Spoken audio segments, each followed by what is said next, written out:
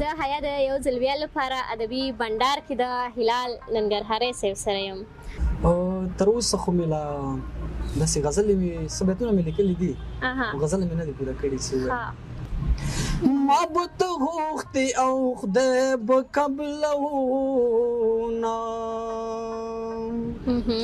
ما به ته غوښتې او خدای به قبلونه خیراګانې مې خپل کړي سوال ته وکړې غمی خو لویدلی رو کې چې پیدا یې په بې حسه پښتنو کې د ټولو انتخاب ومې درې وانه مور پلار ستاسو ما ویل تاسو لږ په جنګ واچوم شاعران په ټول زموږ په سر کې سترګې دي هر یو شاعر ته درناوی لرو خو چې زه څومره انتخاب کوم د ښه شعر د ښه غزل هغه که هر یو شاعري د کابل